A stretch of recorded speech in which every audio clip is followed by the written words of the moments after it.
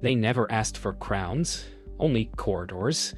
Those quiet hallways where capital chooses its next disguise. Their surnames seldom appeared in filings, yet their signatures lived in the shadows of clearinghouses, in the crosswinds of basis points, in the engineered pauses between auctions where silence gains a price. Markets called it liquidity. They called it oxygen, rationed to friends whose forecasts aligned with their patience. A century of unbroken custody, energy in one decade, currencies in the next, then the plumbing itself. Custody chains, payment rails, the pipes no one photographs. The family measured time by settlements and risk by who slept. When wars redrew maps, they redrew term sheets. When faith frayed, they sold certainty in tranches. There wasn't a palace to storm, only a ledger to misread. They learned long ago that power prefers escrow to flags, and the most durable throne is simply a chair. No one notices at the head of a table. Everyone owed. Money to them was not a thing but a climate. High pressure seeking low, fronts of fear colliding with warm currents of trust, each gust measurable if you listened to what traders didn't say. Their ancestors had learned the language of shortages and taught their children to supply just enough relief to be remembered and not resented. The secret wasn't leverage, it was patience, structured like a cathedral and maintained like a sewer. They lent to the pipes that carry other people's triumphs, built fees into the friction that ambition ignores. When ministers rotated and ideologies changed fonts, the family adjusted vowels, never grammar. Their opponents searched for palaces and found office parks. They subpoenaed titles and seized subsidiaries that coughed up nothing but stainless desks. The family smiled, because the only possession worth defending was timing. They learned to hear a bond market panic the way sailors hear a change in sea tone. It begins upstream in the thin whine of collateral questioned, then cascades into discounting as quickly as sudden rain. Their craft was to step in before the rivets scream, to underwrite the pause, to sell the pause back as confidence. Power arrives not with conquest, but with invitations. Private suppers in neutral cities, agendas disguised as toasts. They would accept, listen, and price what comfort was worth that week. Some called it manipulation. They called it maintenance. Not charity. Never charity. Merely the fee for ensuring that the world wakes to interest payments instead of sirens. They did not judge regimes, only calendars. By the time newspapers named a crisis, their tickets were already clipped and filed. The family's children were taught with balance sheets and weather charts, tuition paid in the currencies of discipline and denial. They grew fluent in custody, the least romantic word in finance, and the most important. They memorized where assets sleep and who can wake them. Their bedtime stories were about failed pegs, not princes. Their playgrounds were airports and data centers. Their lullabies, settlement bells. In adolescence, they learned the craft of distance, loving causes but investing in systems, the way a lighthouse loves ships by remaining stone. They practiced losing arguments gracefully, because grace compounds. When love finally entered, it came as a risk factor. Then a partnership deed, because even joy requires governance when one family's restraint can nudge the cost of bread. There were enemies, of course. Men who confused office with authority and authority with permanence. They insisted money should bow to policy as if policy could pay margins at 2 a.m. The family did not gloat. They hedged. They carried humility like a hidden blade, because markets punish pride faster than wrongdoing. Their creed was simple. Never be the story. Always be the clearing. When scandals erupted elsewhere, they provided safe passage for assets fleeing reputations, taking custody like a harbor takes ships in a storm. Journalists searched for them and found shell companies that were shells of shells, missing the point. A shell is stronger than a flag in high wind. In a world that worshipped visibility, they became indispensable by remaining slightly out of frame. The first rule of their inheritance was that balance sheets are biographies. Assets remember who trusted them. Liabilities remember who didn't. On a Monday that smelled like wet concrete and coffee, screens whispered of a regional bank's mispriced duration. a small misalignment with a long shadow. The family did not lunge. They adjusted the room. Priya mapped unsecured exposures like constellations. Adrian modeled deposit flight as a weather pattern. Mara phoned 3 custodians to test the warmth in their voices. Elena asked what the panic would need to stop existing, not who to blame. Yusuf, unhurried as an astronomer, weighed the dignity of each counterparty against the arithmetic of survival. The answer, as so often, was a hinge. Price the pause, insure the rumor, sell time by the hour. They wrote a facility whose grace lasted a week, but felt like a season. And by dusk, the city remembered how to breathe. Night bled into the repo window where collateral begs for sleep. Haircuts widened like pupils and the phones grew heavier. A dealer's laugh went brittle at the edges. A tell the family treated like a sign. They did not argue with spreads. They negotiated with insomnia. The trick in collateral transformation is to know which assets are ugly only to the frightened, then to lend them a reputation at a rate that honors both shame and utility. Elena drafted covenants humane enough to be signed at 2 a.m., strict enough to hold at noon. Yusuf called an old rival and offered dignity packaged as optionality. Priya braided settlement windows so nothing snagged. When the clock struck the hour that humbles bravado, their term sheet arrived like a spare key under a mat. By dawn, the curve eased its shoulders, and treasurers who had not slept touched their ties as if checking for scars. Energy became mood music, tankers queuing outside narrow straits, politicians promising physics would blink first. Prices learned to sprint. Logistics learned to limp. The family remembered older songs. Contango lullabies, storage as a verb, the way fear prefers barrels to spreadsheets. Adrian proposed leasing shadows inside forgotten tanks. Mara plotted financing that paid for patience and punished haste. They bought the right to wait, not the crude itself. Time, the most flammable commodity, securitized into calm. Elena wrapped the structure in clauses that smiled at regulators and frowned at opportunists. Journalists later praised swift market stabilization, which meant the family had sold comfort in standardized sizes. When the basis narrowed and the curve exhaled, counterparties congratulated themselves on discipline. Yusuf simply closed his notebook, the one where ships were chess pieces and weather was a counterparty, and asked what shortage would hum next. The summons came on heavy paper, the kind that believes it can anchor reputation.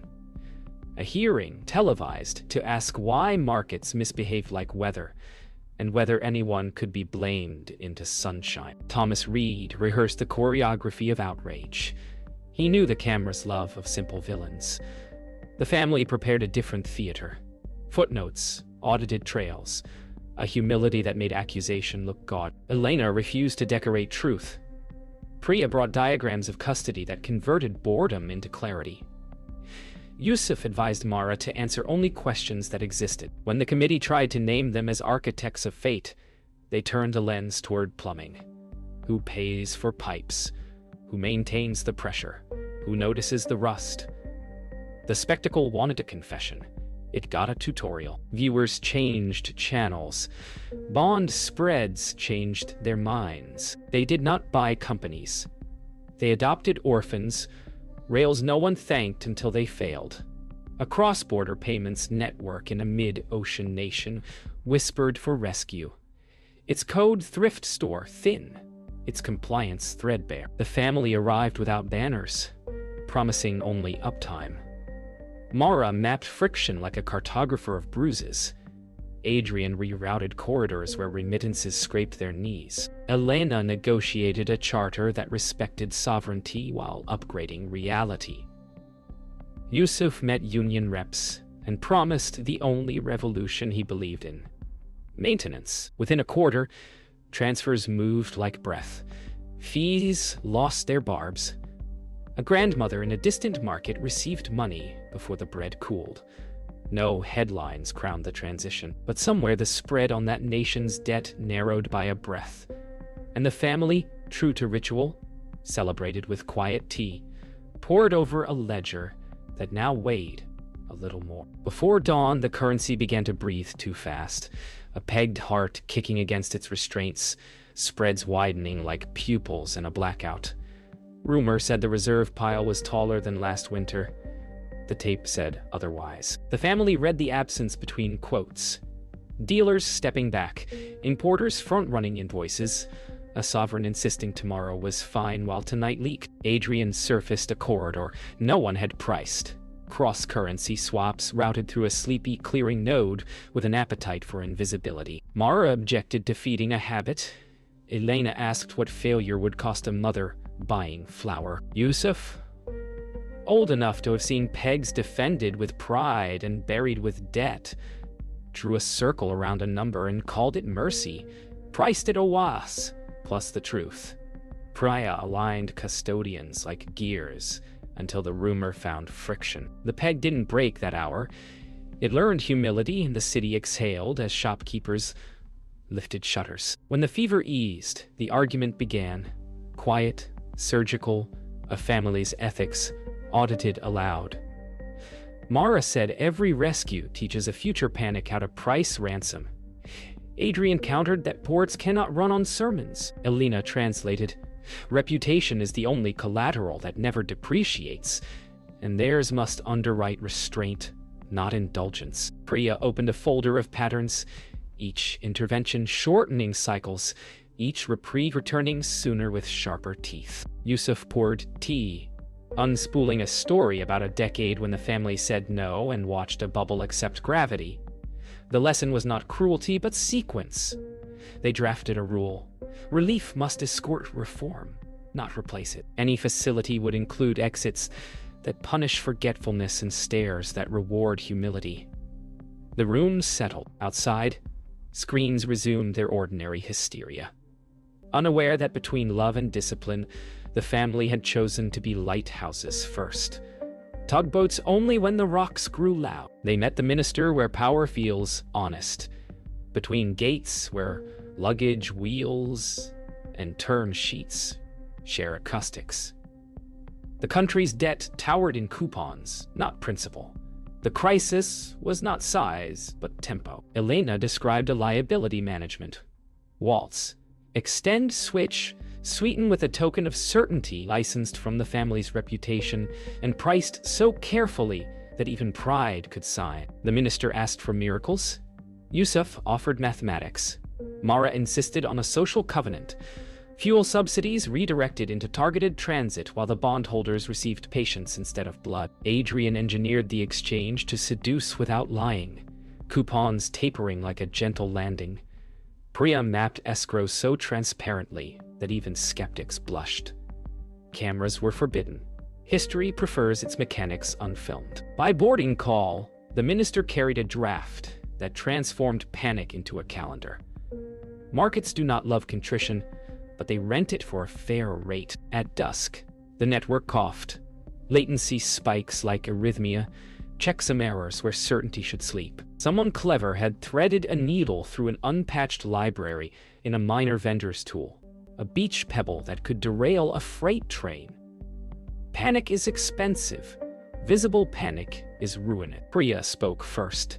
Rotate keys, sever non-essential pipes, route settlement through the cold path they'd rehearsed and hoped never to use. Mara's eyes flashed anger reserved for those who endanger the unremarkable. The nurse's remittance, the grocer's wages. Adrian throttled bandwidth like a conductor reshaping tempo. Elena called 3 regulators and narrated the truth with a spine of calm. Yusuf watched the graph smooth back into reason and thanked the ancient religion of redundancy.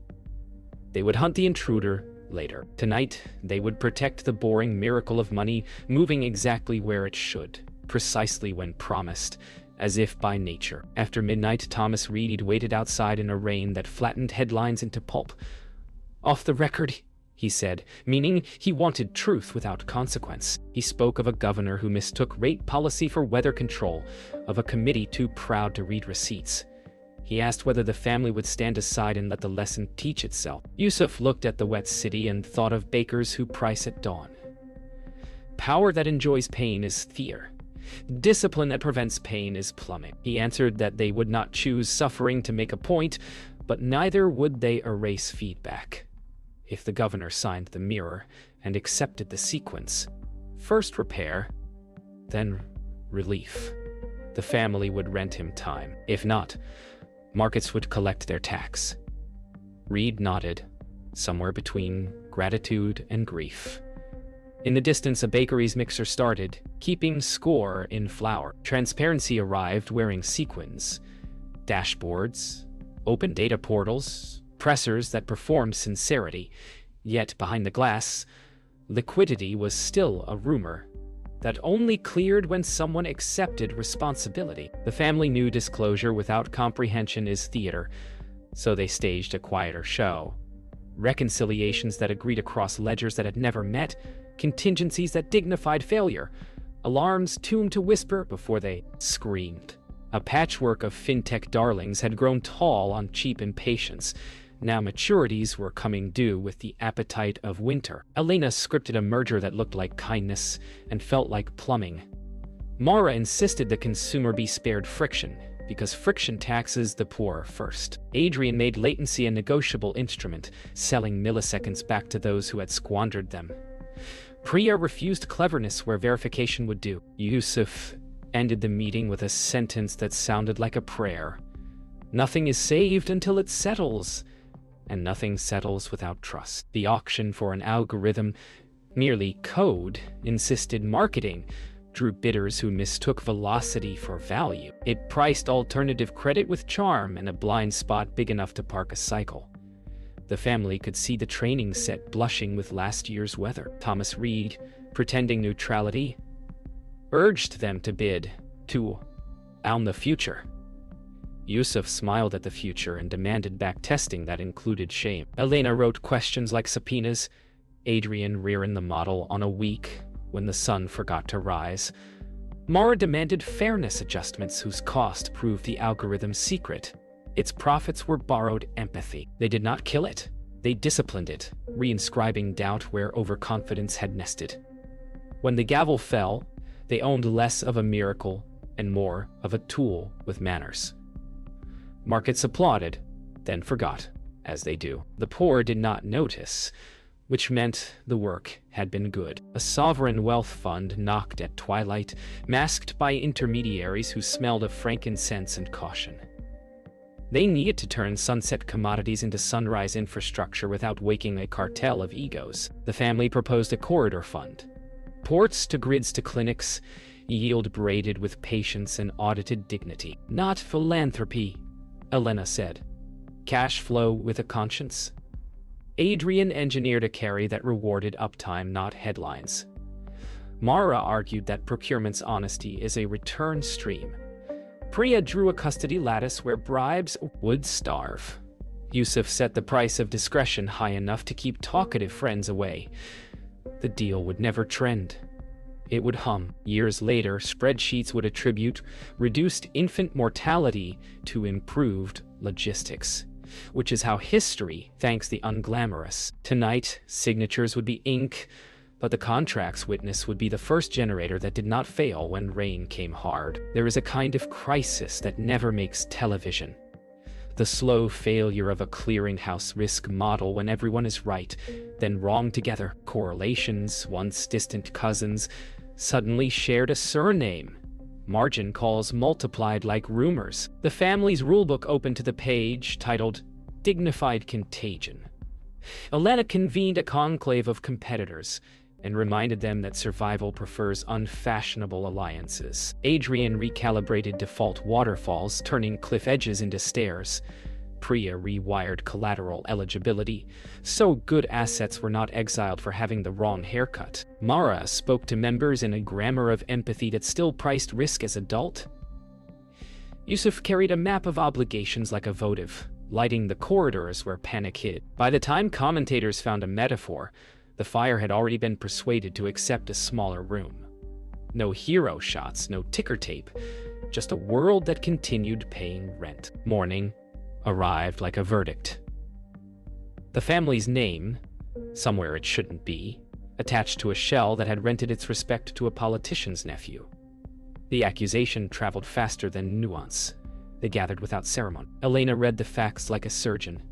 Priya traced the beneficial owners until the trail found heir. Adrian quarantined counterparties who loved ambiguity. Mara drafted a public letter that refused drama, but invited inspection. Yusuf placed a call that sounded like confession and was actually stewardship. We will unwind loudly. We will over-report. We will surrender comfort to guard credibility. By sunset, the scandal had collapsed into paperwork, and an apology issued by a firm that had borrowed their shadow. The family lost a day, a little face, and nothing essential. Reputation does not live in headlines, Yusuf told them. It lives where people risk their payroll on your promise and then go home. Dawn opened with a whispering chart. Volatility smiling when it should scowl, skew bending like a reed before weather. Somewhere a large seller was feeding options to a quiet book, and the family could hear the intent beneath the hedges. Someone trying to buy the future at discount. Elena called it choreography. Priya called it exposure disguised as poetry. Adrian traced the gamma flows to a corner of the street where mistakes travel in herds. Mara warned that deleting pain today writes a sequel. Yusuf remembered a year when smiles turned to fangs and spoke softly of ceilings becoming floors. They would not short panic or buy euphoria. They would underwrite balance, selling collars that paid for humility and bought time for policy to remember physics. The trade would be blamed for nothing and thanked for less. The perfect complement. By the time the sun cleared the river, the smile had learned to be a line again. Midday delivered a different pressure. An activist letter, handsome and impatient, accusing a firm they loved of sleeping through its own potential. The market cheered the promise of unlocking value, a phrase that often means evicting patience. Elena read the manifesto and underlined verbs that spent other people's stability. Mara saw supply chains that would snap if asked to sprint. Adrian admitted some rust. Priya showed where idle cash was not idle at all, merely guarding uptime no one bills for. Yusuf proposed a bargain. Accept the necessary surgery. Reject the cosmetic anesthesia. They would back a plan that moved cash from vanity to engines, that paid workers in predictability and investors in cadence. The activist wanted fireworks. The family offered a metronome. Boardrooms are louder than machine rooms, but dividends are paid from the latter. By evening, the letter's bravado had a calendar, and the company still had a soul. At twilight, the phones carried a different weather. A private bank with generational clients had mislaid trust inside its art-lending desk. Values guessed where provenance should live. Wealth is shy, but panic is social. Withdrawals began to sketch a run. The family disliked rescues that reward performance art, yet they loved plumbing more than punishment. Elena drafted a ring fence that kept rot from the bakery money. Priya summoned conservators and auditors, replacing adjectives with evidence. Adrian built a facility that turned art into funding without pretending paint equals cash. Moore demanded a restitution ladder that climbed toward those farthest from lawyers. Yusuf called the patriarch, whose silence usually weighted rooms, and asked him to speak one sentence in public. "We will be last in line." It traveled like a vaccine. The run slowed to a walk. Somewhere, a grandmother's safe deposit box remained a footnote instead of a headline. Night brought the counteroffer. Markets do this. Pride replies. A sovereign whose bonds they had nursed through storms decided to test the family's boundaries, floating a budget that spent tomorrow's credibility today. Thomas Reed arrived with the dossier and regret. Elena said, "Friendship is not collateral." Mara warned that indulgence corrodes faster than debt. Adrian calculated the spread penalty if truth were delayed.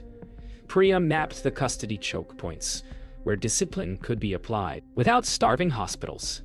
Yusuf chose the hardest kindness, a public letter declining to buy the lie, paired with a ready path back, targets, audits, a fund for receipts not promises. The announcement respected voters and humbled ministers.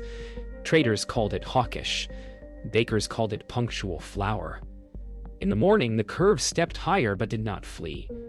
Limits, correctly priced, are a kind of mercy. By week's end, the city exhaled into a softer tempo. Sirens retreating, Spreadsheets behaving, gossip running out of verbs. The family gathered not to celebrate, but to inventory what had been preserved. Invisible bridges between paychecks and groceries, a bank's right to keep its promises, a government's chance to relearn sequence. Adrian teased Mara that restraint had been profitable. She replied that profit had been restrained. Priya toasted the auditors no one will thank. Elena marked 2 reforms that would outlive headlines. Yusuf closed the ledger and opened a window to let the rain's iodine in. Power, they agreed, is neither throne nor secret. It is the habit of doing ordinary things exactly when fear asks for theater. Tomorrow would invent another shortage. They would price patience again. For tonight, the city slept, and somewhere, a bakery's first batch rose without needing a hero. The morning memo carried no headline, only a margin note from Yusuf that read like weather. We must decide what outlives us. Markets were calm in the loud way. Indices obedient, spreads well-behaved. Yet beneath, leverage had begun to whistle between warehouse receipts and private credit funds stacked like teacups. Elena traced the interlocks and found a hinge that could shear. Adrian argued the math could hold if fear stayed housebroken. Mara objected that fear never does. Priya, kinder than fate, produced a map of beneficiaries: the pension teacher in Tangier, the bus mechanic in Recife, whose savings now depended on a staircase built during Free Money's carnival. Yusuf proposed an inheritance hostile to vanity. Transfer the family's quiet veto, the right to slow panic, into a perpetual trust with rules that honored boredom and punished spectacle. Power would dilute, responsibility would compound. No coronation, only governance. No applause, only lift in the places where bread meets paycheck. By afternoon, a rival syndicate tested the ribs of the system, whispering through basis trades that turned ordinary collateral into rumor. Haircuts crept, terms softened into dusk, and a shadow queue formed at a custodian known for polished floors and panicked clients. Thomas Reed, half confession and half warning, muttered that someone wanted a lesson written in headlines. The family preferred curricula no one noticed. Elena arranged a ring of reciprocal liquidity, small, polite, everywhere at once, so pressure had nowhere to crown. Adrian stitched cross-margin nets that let good assets breathe while bad ones learned humility. Mara bargained for disclosures that converted swagger into numbers. Priya made the plumbing hum in a key that discouraged theater. Yusuf called the rival's quiet partner and priced a ceasefire as if auctioning silence. By closing bell, volatility yawned. The syndicate didn't fail. It lost interest. That, Yusuf told them, is often the better outcome. Evening found Elena alone, with an old ledger and an older ghost. Years ago, a mentor had taught her that governance is a choreography of refusals. Now his fund, calcified and beloved, begged for rescue from promises it should never have made. Sentiment is a cost center. Elena listened to the plea stitched with nostalgia and priced it the way she priced storms, by shoreline, not by song. She offered terms that preserved payrolls and pensions but dissolved vanity, handing voting rights to the workers' trust and replacing the board with competence that expected boredom. The mentor called it betrayal. Elena called it maintenance with mercy. She signed, knowing gratitude would arrive late, if at all. Back at the office, Mara squeezed her hand without words. Adrian, who worshipped efficiency, saluted the elegance. Priya filed the papers with the relief of hygiene. Some victories look like closures because good endings are doors, not fireworks. Night deepened, and with it the question that had stalked every corridor. Could the trust they imagined survive contact with politics? Sovereigns adore tools until they resist performance. Yusuf proposed a constraint beautiful in its stubbornness, a protocol charter that hard-coded sequence. Transparency, reform, facility, exit.